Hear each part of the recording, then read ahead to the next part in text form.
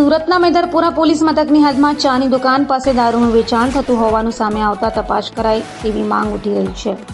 સુરતના દારૂબંધીના ધજાગરા બુટલેગરો ઉડાવી રહ્યા છે, ત્યારે મેદરપુરા પોલીસ મથકની હદમાં સુમુલ ડેરી પાસે સસી ચાયની દુકાન નજીક ઝુંપડપટ્ટીમાં ખુલ્લેઆમ દારૂનું વેચાણ થાય છે।